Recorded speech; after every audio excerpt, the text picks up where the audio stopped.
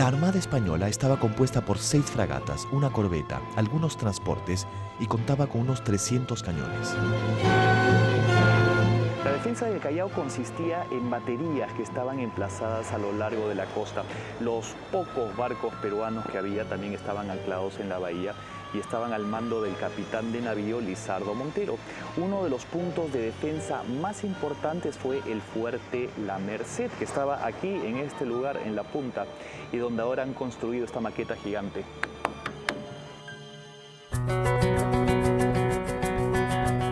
Si tú vas a Chucuito, que te recomiendo que vayas, está la Plaza Santa Rosa. Esa es una batería. Más allá está la Torre La Merced. ¿Ya? Un poco más allá había otra batería. Hacia el otro lado hay una batería que hacia Mar Brava, que no entra en acción.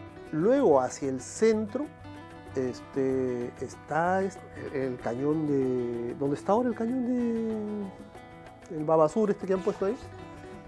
Y luego esa parte central de la bahía en realidad no está protegida por artillería. O sea, ahí hay un cordón de minas, hay estos 4 buquecitos y luego hay unas lanchas torpederas. Y luego viene hacia el norte un fuerte y un par de baterías más, que ahora ya han desaparecido de la topografía, ¿no?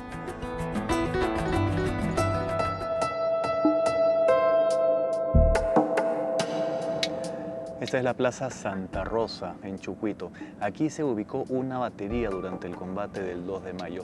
Como ya hemos visto, los fuertes y baterías se ubicaban casi a la orilla y en esta parte del Callao. El Real Felipe está muy al centro de la bahía, por eso no participa del combate. El 1 de mayo estaba todo listo para el combate, pero los españoles esperaron el día siguiente porque les recordaba el levantamiento de Madrid contra los franceses. Los buques mercantes ya se habían colocado fuera de la zona de combate. Ese primer día de mayo, jóvenes limeños armados recorrieron las fortificaciones cantando efusivamente. Leoncio Prado era alumno, tenía 12 años, 13 años, era alumno en el colegio militar que quedaba en Lima. Y la noche anterior del 1 de mayo se escapan 7 chicos de Lima, del colegio militar que era internado. Se escapan y se van a pelear al 2 de mayo. A las 11 de la mañana del 2 de mayo apareció la escuadra española tendida en una línea en forma de V chica. Se acercó tanto a la playa que pareció que iba a varar. El fuerte de La Merced no había sido terminado y lucía como el esqueleto de una torre. Ahí, en una suerte de balcón, combatió José Gálvez, secretario peruano de la guerra.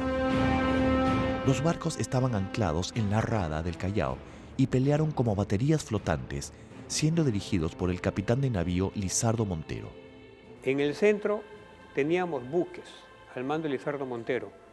Tumbes, estaba él a bordo, Loa, Sachaca, Colón y Victoria. Victoria, interesante esto de Victoria porque es como una especie, casi un monitor porque está protegido por rieles de acero, posiblemente del ferrocarril que ya existía del 51, ¿no? Y armado por la Factoría Naval de Bellavista. Los contendientes estaban tan cerca que alcanzaban a verse y oían los gritos de mando del adversario. Como se cañoneaban prácticamente al descubierto, antes de media hora una nave española había sido puesta fuera de combate. La Torre de la Merced estalló a las 12 del día porque una bomba alcanzó los sacos de pólvora que se habían amontonado como parapetos. La torre había sido transformada en un polvorín. Allí murió Gálvez y otras 27 personas, entre ellos un joven apellidado Alarco, que es el primer mártir de los bomberos. El combate se va a iniciar en toda la zona a la vez. Y va a tener resultados diversos, ¿no? En realidad en el sur, que es donde actúa la Numancia, las fuerzas peruanas son muy castigadas, ¿no? Es ahí donde está la Torre de la Merced, ¿no? Ahí lo que hoy es la entrada a la punta, y esa zona es muy castigada, ¿verdad? ¿Por qué? Porque, digamos, la fuerza oponente es más poderosa. Quienes han venido aquí a las playas de La Punta se pueden haber dado cuenta que son playas de piedra, no de arena. ¿Y cuál es el problema con esto? Que cuando cae un proyectil del enemigo sobre esta playa, sobre estas piedras a su vez se convierten en otros proyectiles y eso genera mucho más bajas. Bueno, como ya vimos, había muchos voluntarios civiles que habían venido acá y estaban preparados para recibir un desembarco del enemigo que nunca se produjo. De haber habido menos civiles en las playas, hubiera habido menos bajas en el bando peruano. Las fuerzas españolas no van a desembarcar, no tienen capacidad para desembarcar. O sea, no tiene sentido colocar tropas para rechazar un desembarco cuando no va a haber un desembarco. Entonces es una batalla que se debe dar, es un combate que se debe dar con artillería. El Callao estaba abandonado por quienes no eran combatientes. Las puertas de las casas estaban cerradas, aunque todas flameaban sus banderas patrias. Varios batallones esperaban cerca de los fuertes en caso de que los españoles intentaran un desembarco. Al lado de los últimos edificios entre el Callao y Bellavista estaban concentrados los bomberos limeños y chalacos. El cementerio de Bellavista se usó para el depósito de los heridos.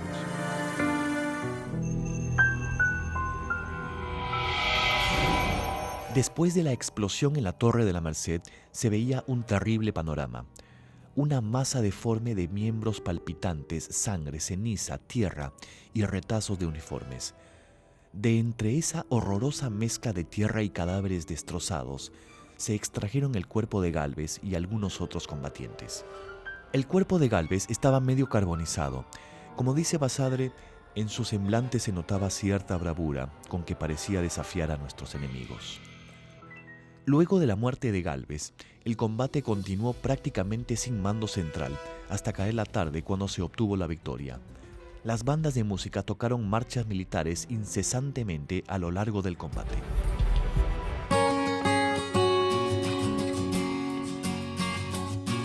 Esta es la plaza José Gálvez, aquí en el Callao, y ese señor que está ahí arriba es José Gálvez. Y la muerte de él privó a los liberales de su jefe histórico y le quitó al Perú uno de sus mejores hijos de aquella época. Él fue un puro que combatió la corrupción y fue un muy buen exponente del buen gobierno. De estatura pequeña, barba negra, siempre muy pulcro en el vestir. Había sido profesor en el Colegio Guadalupe y tenía la pasión de un revolucionario, pero también la serenidad y la apertura mental propias de un maestro. Él fue un liberal radical y fue clave para abolir el tributo indígena y para liberar a los esclavos negros. Quiso combatir cara a cara frente al peligro, a pesar de que en la convención de 1856 había dicho que él nunca sería militar porque no quería esclavizarse ante nadie jamás. Y José Gálvez era un intelectual liberal, junto con su hermano Pedro, no eran intelectuales liberales, habían sido congresistas de la República y se unen a la defensa del Callao. En ese sentido hay héroes civiles y no solamente figuras militares en esta gesta del 2 de mayo. Y creo que el Gálvez representa la entrega de estos peruanos que sin ser hombres de armas querían ratificar la independencia del Perú e inmolan pues lo más precioso que se tiene, que es la propia vida, ¿no? 2 fragatas quedaron fuera de combate, pero la lucha prosiguió durante horas. En tierra también había muchas pérdidas, pero todavía las baterías y fuertes respondían a los tiros del enemigo. Solo a las 5 de la tarde, cuando ya caía el sol, se dio orden de suspender el fuego. A esa hora todavía los cañones del fuerte Santa Rosa disparaban sus tiros contra el enemigo. Las destrucciones materiales en el Callao se redujeron a la pérdida de la Torre La Merced, al desmonte de una batería y a un corto número de incendios que pronto fueron extinguidos. La población felizmente sufrió muy pocos daños. Es un hecho que se pensaba que podía ser el asunto mucho más grave de lo que realmente fue. Al fin y al cabo, murieron, por la parte peruana se dice, 65 efectivos y 150 heridos.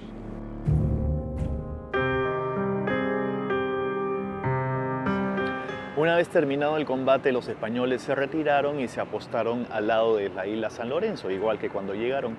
Ahí repararon los daños y prepararon todo para el viaje de regreso, que fue el 10 de mayo. Antes de irse, en una quebrada de la isla San Lorenzo enterraron a sus muertos. Estos restos más tarde fueron trasladados al Cementerio General de Lima, o sea, el Presbítero Maestro.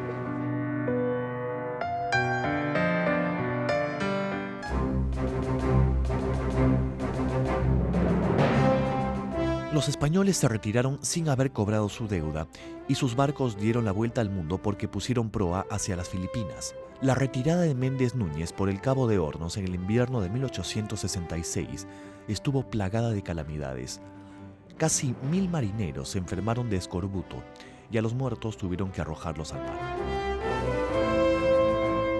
Para los peruanos, la gesta del combate del 2 de mayo fue un gran triunfo inobjetable. Se ratificó nuestra independencia gracias a la unidad nacional y a la intensa participación cívica. En el siglo XIX, después de Ayacucho, el 2 de mayo es la siguiente cumbre del patriotismo peruano. En esa jornada, el sentimiento lideró a los combatientes y bastó para darnos la victoria. Muchos han interpretado la gesta del 2 de mayo como la segunda independencia o la ratificación de la independencia o consolidación de ella, y creo que algo de esto tiene efectivamente que ver.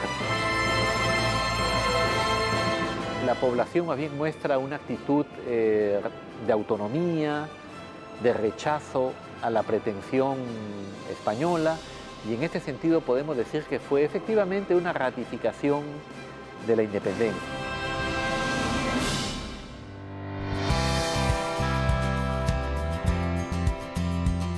Solo un par de reflexiones para terminar este programa.